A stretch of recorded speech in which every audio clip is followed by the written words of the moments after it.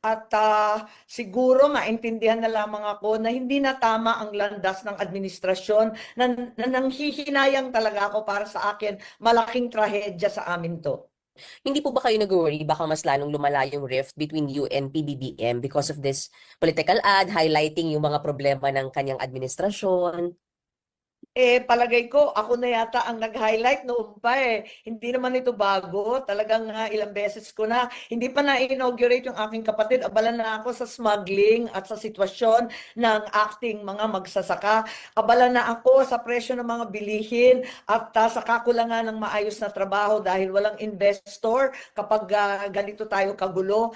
At higit sa lahat, hindi ko talaga maintindihan kung ano ang nangyayari at sino ang namamahala sa palasyo na imbes na tutukan ang sadyang problema ng bansa kung ano-anong pinapasukan na paghihigante at pang-aapi. Hindi kami naggalaban, hindi kami nakipag uh, uh, tunggalian sa napakahabang panahon, halos 4 na dekada, para lang mang-api ng iba. Hindi ito ang turo ng aking ama. Kaya hindi ko alam kung saan ito nanggagaling at hindi ako papayag ng ganito.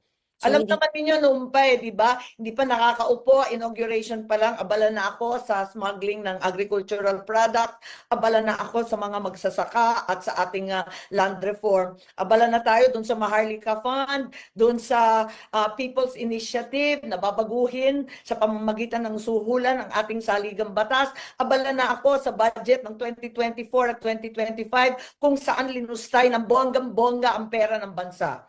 Kaya hindi ito bago at siguro maintindihan na lamang ako na hindi na tama ang landas ng administrasyon na nanghihinayang talaga ako para sa akin, malaking trahedya sa amin to.